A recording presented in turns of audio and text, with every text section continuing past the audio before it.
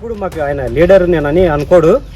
నా పిల్లలు మా ఫ్రెండ్స్ అని సర్కిల్లో చిన్నోళ్ళు పెద్దోళ్ళు అందరి దగ్గర చాలా క్లోజ్ ఉంటాడు. చిన్నప్పటి నుంచి మాతో పాటు కలిసి ఉన్న మనిషి మా మధ్యలో ఉంటాడు. ఎప్పుడు ఎవరు ఫోన్ చేసినా అందుబాటులో ఉంటాడు. ఆయన వెళ్ళవేళ్ళ నిండు 100 ఏళ్ళు ఉండాలని కోరుకుంటున్నాం. ఈ పార్టీలో ఉంటాం మేము ఉన్నంత వరకు, నేను బతుకున్నంత వరకు ఈ పార్టీలో ఉంటాం.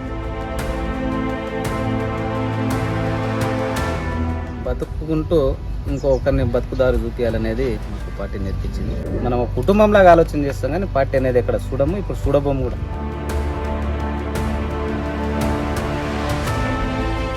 సురేందర్ రెడ్డి గారు కూడా అదే చేస్తాం. ఆపద వస్తే హాస్పిటళ్లకు వాళ్ళకి సాయం చేస్తున్నాడు. ఎవరైనా చనిపోతే బీద వాళ్ళు ఉంటే వాళ్ళకు 10,000 ఇస్తూ ఉన్నాడు. అర్ధరాత్రి ఫోన్ చేస్తే వాళ్ళకి అండగా ఉంటున్నాడు. నమస్తే. ప్రస్తుతం మనం మామ్నార్ జిల్లాలో స్థానికంగా దాచక్పల్లి గ్రామ పంచాయతీ పరిధిలో ఉన్నాం. ఏదైతే దాచక్పల్లి గ్రామ పంచాయతీ నుంచి మొన్న జరిగిన గ్రామ పంచాయతీ ఎలక్షన్లలో డిప్యూటీ సర్పంచ్ ఏకగ్రీవమైన శంకర్ గారు అయితే మనతో ఉన్నారు. సో వారి మాటల్లోనే ఏదైతే ఒక చిన్న ఒక లేబర్ అనుకోవచ్చు, లేబర్ వర్క్ నుంచి ఒక సెక్యూరిటీ గార్డ్ నుంచి అంచెలంచెలుగా ఎదుర్కొంటూ వచ్చి ఈరోజు సిపిఐ మండల్ సెక్రటరీగా, తర్వాత ప్రజల నుంచి ఒక డిప్యూటీ సర్పంచ్గా ఇలా అంచెలంచెలుగా రాజకీయంగా ఎదుగుతూ ఉన్న శంకర్ గారు అయితే రేపు 34వ బర్త్డే అయితే జరుపుకోబోతూ ఉన్నారు. సో 34వ జన్మదినానికి సంబంధించి సో గెలిచి కూడా 2 నెలల్లో గ్రామంలో ఎటువంటి అభివృద్ధి కార్యక్రమాలు చేశారు. రేపు గెలిచినాక ఇంకా దాదాపు 4.5 సంవత్సరాల సమయం ఉంది కాబట్టి గ్రామం కోసం ఏమేమి చేద్దాం అనుకుంటున్నారు. సో అప్పుడే వితిన్ గెలిచిన 1.5-2 మంత్స్లోనే గ్రామంలో పెద్ద ఎత్తున సెక్యూరిటీ సీసీ కెమెరాలు ఏర్పాటు చేయడం కావచ్చు, ఇలా అనేక అభివృద్ధి కార్యక్రమాలు చేస్తున్నట్టు మనకు కనిపిస్తూ ఉంది. సో వారి మాటల్లోనే వీటన్నిటి గురించి ఒక వివరణ తీసుకునే ప్రయత్నం అయితే చేద్దాం. నమస్తేనా. ఈ ప్రయాణం తీసుకుంటే అందరికీ చాలా కొత్తగా అనిపిస్తూ ఉన్నది. అంటే ఎవరు ఊహించినటువంటి పరిణామాలు చాలా చిన్న ఏజ్లోనే జరిగినట్టు ఉన్నాయి. సో ఎక్కడ మీ యొక్క జర్నీ ఎక్కడ మొదలు పెట్టారన్నా, మీ యొక్క ఫ్యామిలీ బ్యాక్గ్రౌండ్ ఉంది, ఎవరు ఉన్నారా మీ కుటుంబంలో రాజకీయ నేపథ్యం? రాజకీయంగా ఫ్యామిలీ బ్యాక్గ్రౌండ్ అనేది మాకు ముందు నుంచి అయినా లేదు.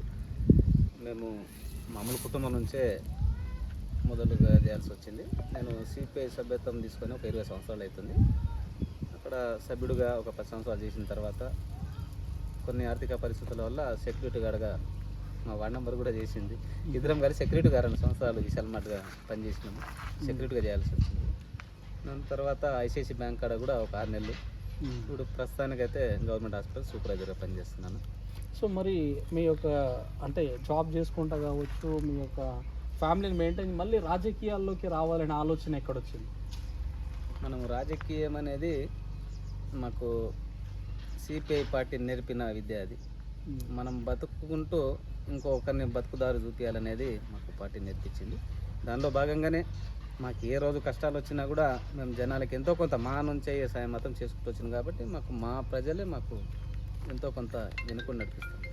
సో చాలా పార్టీలు ఉన్నాయి, కాంగ్రెస్ ఉంది, బీఆర్ఎస్ ఉంది, ఇన్ని పార్టీలు ఉన్నాగా సో మీరు సిపిఎంలోనే కొనసాగడానికి కారణం ఏంటంటే ఏం చెప్తారు?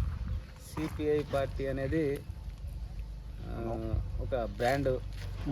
ఈ రోజు ఉంటుంది, కాంగ్రెస్ పార్టీ ఉండవచ్చు, టీఆర్ఎస్ పార్టీ ఉండవచ్చు, ఇంకే వేరే పార్టీ ఏదైనా కావచ్చు, కానీ ఎప్పుడు ఉండేది జనం కోసం పోరాడే, జనం కోసం పనిచేసే పార్టీ సిపిఐ పార్టీ. కాబట్టి ముందు నుంచి కూడా విద్యాసంఘం నుంచి అందులో ఉన్నాం, అందులో ఉంటాం. సో ప్రస్తుతం మీరు గెలిచిన తర్వాత అధికార పార్టీలోకి వెళ్తారనే ఒక చిన్న రూమర్ అయితే గ్రామంలో వినబడతా ఉంది. మరి వేరే పార్టీలోకి వెళ్తా ఉన్నారా? అది జరగని పనేనా? ఖచ్చితంగా ఈ పార్టీలో ఉంటాం. మేము ఉన్నంత వరకు, నేను బతుకున్నంత వరకు ఈ పార్టీలోనే ఉంటాం. ఏం పార్టీ పట్ల అంత అభిమానం అంటే? పార్టీ పట్ల అభిమానం అనేది కాదు, కానీ కాకపోతే అది నమ్మిన సిద్ధాంతం కదా, ప్రజల కోసం పనిచేసే పార్టీ. ఆ పార్టీలో ఉండాలనే ముందు నుంచి కూడా మనం కష్టపడి పైకి వచ్చిన వాళ్ళము, కష్టం తెలిసిన వాళ్ళం కాబట్టి ఏమి తెలియనోడు ముందరకు వచ్చి ఏదో చేస్తే అది వేరు. మేము కష్టపడ్డాము, మాకు కష్టం విలువ తెలుసు కాబట్టి మాలాగా ఎవరు కూడా కష్టపడొద్దని చెప్పేసి మాకు ఎంతో కొంత మేము పార్టీ నుంచి సాయం చేయగలుగుతాం అనే దానికి పనిచేస్తాం. సో గతంలో కూడా మన ఇంటర్వ్యూలోనే సో అవకాశం వస్తే ఎంపీటీసీ వెళ్తాంటానన్నారు, కానీ పరిణామక్రమంలో డిప్యూటీ సర్పంచ్. మరి ఎంపీటీసీ ఎలక్షన్స్ కూడా అతి సమీపంలో ఉన్నాయి. సో మరి రిజర్వేషన్స్ అన్ని అనుకూలంగా వస్తే ఎంపీటీసీ వెళ్తారా? ఈ రిజర్వేషన్లో భాగంగా వస్తే ఖచ్చితంగా వెళ్తారు, ఖచ్చితంగా వెళ్తాం. సో డిప్యూటీ సర్పంచ్ టు మళ్ళీ ఎంపీటీసీ ఖచ్చితంగా ఉండాలనే కోరుకుంటాం, కానీ జనం అభిప్రాయం మేరకు మేము ఖచ్చితంగా లైన్లోనైతే ఉంటాం. సో ఎట్లా అనిపిస్తూ ఉంది అధికార పార్టీ కావచ్చు, గత 10 ఏళ్ళు ఉన్న బీఆర్ఎస్ పార్టీ, వీటన్నిటిని కాదని ఒక సిపిఐ పార్టీకి సంబంధించిన వ్యక్తిని డిప్యూటీ సర్పంచ్గా గెలిపించుకున్నందుకు ఎట్లా అనిపిస్తూ ఉంది? నిజంగా మేము ముందు నుంచి అయినా సరే జనాలకు అందుబాటులో ఉంటున్నాం. మన పార్టీల అతీతంగా, పార్టీలకు సంబంధం లేదు. మా ఊళ్ళో మీకు ముందు కూడా చెప్పినాం, పార్టీలకు మాకు సంబంధం ఉండదు. మేము ఏ రోజు ఇప్పుడు కూడా మేము పార్టీ చూస్తలేము. మేము అప్పట్లో కూడా ఏది మాకు అలయన్స్ ఉంది కాబట్టి ఇన్లోసి అందరికి ఇచ్చినాం, టీఆర్ఎస్ వాళ్ళకు కూడా ఇచ్చిన దాఖలాలు ఉన్నాయి. మనం కుటుంబంలాగా ఆలోచన చేస్తాం కానీ పార్టీ అనేది ఎక్కడ చూడము, ఇప్పుడు చూడబోము కూడా. సో టీఆర్ఎస్ సర్పంచ్ కూడా ఇచ్చినట్టున్నారు, ఎక్స్ సర్పంచ్ ఇల్లు. ఎక్స్ సర్పంచ్కి ఇచ్చినాము, ఎక్స్ సర్పంచ్కి ఇచ్చినాం. టీఆర్ఎస్లో ఇప్పటికీ జెండా మోసుకునే వాళ్ళకు కూడా ఇల్లు కట్టుకుంటున్నారు. వాళ్ళకు ఇంకా కొంతమంది ఉన్న టీఆర్ఎస్ వాళ్ళకి ఇల్లు లేకపోతే వాళ్ళకు కూడా ఇస్తాం. సో ఎట్లా అనిపిస్తూ ఉంది? గతంలో కూడా బీఆర్ఎస్ అధికారంలో ఉన్నప్పుడు అనేక కేసులు, దాదాపు 7-8 కేసులు వేసుకున్నట్టున్నారు. వేసుకొని ఇప్పుడు ఒక డిప్యూటీ సర్పంచ్గా అవ్వడం ఎక్స్పెక్ట్ చేసిర్రా? అంటే జనంలో ఉన్నాం కాబట్టి అది జనంతో ఉన్న సంబంధం. వాళ్ళకి అధికారం ఉంది కాబట్టి ఆయన కేసులు పెట్టాల్సి వచ్చిందేమో కానీ ఇది జనానికి సంబంధం విషయం. నాకు వాళ్ళకున్న అటాచ్మెంట్కు, వాళ్ళ మీద నాకున్న ప్రేమ, నా మీద వాళ్ళకున్న అభిమానం రెండు కలిసి వచ్చి నేను ఇంతవరకు ఎదగాల్సి వచ్చింది. ఇట్లా కేసులు వేసినప్పుడు ఎవరు మీకు అండగా ఉన్నారంటే ఏం చెప్తారు? ఆ రోజు సిపిఐ పార్టీ ఉంది. అప్పటి నుంచి నేను మొదటి నుంచి నమ్మిన నాయకుడు మా అభిమాన నాయకుడు సురేందర్ రెడ్డి గారు. ఇట్లా చాలామంది లెఫ్టిస్టులు, సో వారు ఏ వ్యక్తులకు అయితే ప్రభావితం చేయరు, ప్రభావితం కారు, ఓన్లీ పార్టీకి, పార్టీ సిద్ధాంతాలకు. అటువంటివి మరి ఎంఎస్ఆర్ గురించి మీరు ఎక్కువ అభిమానిగా ఉంటారు అన్నట్టు విన్నాం. ఎందుకు అట్లా? ఆయన పట్ల అభిమానం ఎందుకు? కమ్యూనిస్టు పార్టీగా మేము ఏం ఆలోచన చేసినా జనం బాగుండాలి, పేద ప్రజలు బాగుండాలి, వాళ్ళకి ఏమున్నా మా నుంచి మనం అండగా ఉండాలి అనుకుని మేము ఏదైతే అనుకుంటున్నామో సురేందర్ రెడ్డి గారు కూడా అదే చేస్తూ ఉన్నారు. ఆపద వస్తే హాస్పిటళ్లకు వాళ్ళకి సాయం చేస్తున్నాడు. ఎవరైనా చనిపోతే బీద వాళ్ళు ఉంటే వాళ్ళకు 10,000 ఇస్తూ ఉన్నాడు. అర్ధరాత్రి ఫోన్ చేస్తే వాళ్ళకి అండగా ఉంటున్నాడు. మేము ఏదైతే అనుకుంటున్నామో కమ్యూనిస్టు పార్టీగా అన్న కూడా అదే చేయడం వల్ల ఆయనకి ఇష్టపడాలి. సో ఎట్లా డిప్యూటీ మేయర్ కావడం పట్ల ఎట్లా అనిపిస్తుంది? చాలా సంతోషమైన విషయము. అటువంటి నాయకునికి ఇటువంటి పదవులు రావడం మీ మామనారికి అవసరం కాబట్టి రాబోయే రోజుల్లో ఆయనకు ఈ డిప్యూటీ అనేది చాలా చిన్న విషయము. ఒక ఎమ్మెల్యేగా చూడాలనేది మా కోరిక. సో అంటే ఇంతవరకు అయితే రాజ్యాంగం ప్రకారం ఏ పోస్ట్ రాలేదు ఆయనకు మామనార్లు. So first corporator to MLA అనుకోవాలా? అంటే మా నమ్మినాం కాబట్టి, మాకు పనిచేసాడనే నమ్మకం ఉంది కాబట్టి మేము ఏదన్నా అనుకోవచ్చు అన్న విషయం. సో మరి గెలిచినాక 2 నెలలు పూర్తిగా వస్తూ ఉంది. గ్రామం కోసం ఏమేమి చేసారు, నెక్స్ట్ ఏమేమి చేయాలనుకుంటున్నారు? ఇప్పుడు మా గ్రామంలో ప్రస్తుతానికి సీసీ కెమెరాలు ఫిట్ చేయడం జరిగిందని ఒకటి. లోకల్గా మనకున్న సమస్య ఏదైతే ఉందో ఈ లైట్లు లేకుండే కంప్లీట్గా 2 సంవత్సరాలు అయింది కదా, లైట్లు మొత్తం మేమే లైట్లు వేయాల్సి వచ్చింది. ఇప్పటికే కొన్ని డ్రైనేజ్ పనులు ఉన్నాయి, సీసీ రోడ్లు ఉన్నాయి.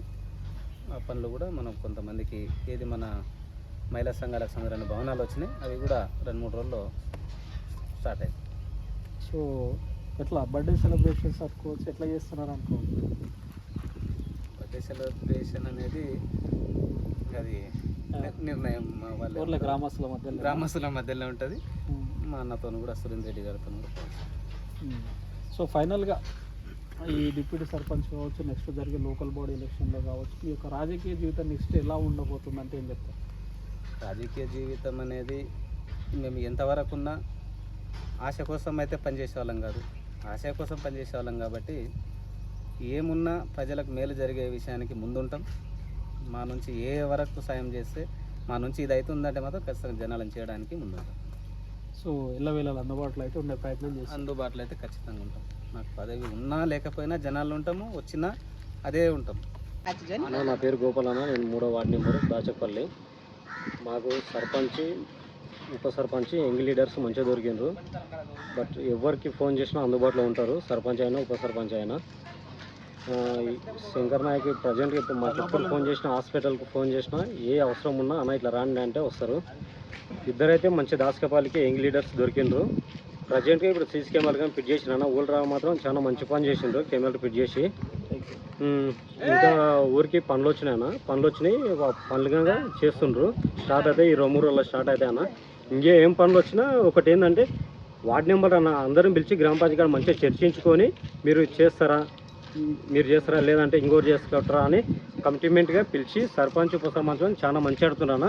బట్ ఈ శంకర్ బర్త్డే 34, మా ఉప సర్పంచ్ బర్త్డే మా అందరి మధ్యలో చేస్తాము. నాకు చాలా రోజులు చిన్నప్పటి నుంచి పరిచయం, కానీ ఏం అవసరం ఉన్నా నాదని కాదు, నా పక్కలోకి ఎవరి కోసం వచ్చినా అన్న ఇట్లా అంటే వస్తాడు. ఏ హాస్పిటల్ పర్పస్ అయినా ఏమైనా ఏం అవసరం ఉన్నా ఫోన్ చేసి అందుబాటులో ఉంటాడు. ఇప్పుడైతే బాగానే చేస్తున్నాను. కెమెరా మొత్తం ఫిట్ చేసి ఊళ్ళో మంచి పని చేసినా. ఇంకేమున్నా యంగ్ లీడర్స్ ఉంటారు కాబట్టి ముందుకు వెళ్తాం. వార్డు మెంబర్లు మొత్తం మేము సపోర్ట్గా వాళ్ళకి బాగా అండగా నిలబడతామన్నా. బర్త్డే మాత్రం అడ్వాన్స్ గ్రాండ్గా చేసుకుంటామన్నా. మా స్నేహితుంది. అందరికీ నమస్కారం. నా పేరు శశికళ. నేను దేలబడి తండ 8వ వార్డుకి వార్డు మెంబర్గా పనిచేస్తున్నా. మా ఉప సర్పంచ్ గారు, సిపిఐ పార్టీ ఉప సర్పంచ్ గారు మాకు ఎన్ని వేళలా మాకు అందుబాటులో ఉంటారు. తర్వాత ఇప్పుడు ఏ టైంలో పిలిచినా సరే వస్తారు, ఎనీ టైం. తర్వాత బర్త్డే విషెస్ ముందుగా హ్యాపీ బర్త్డే. చిన్నప్పటి నుంచి మాతో పాటు కలిసి ఉన్న మనిషి మా మధ్యలో ఉంటాడు. ఎప్పుడు ఎవరు ఫోన్ చేసినా అందుబాటులో ఉంటాడు. ఆయన వెళ్ళవేళ్ళ నిండు 100 ఏళ్ళు ఉండాలని కోరుకుంటున్నాం. 34వ బర్త్డే సందర్భంగా happy birthday Shankar Naik, CPI. Happy birthday Shankar.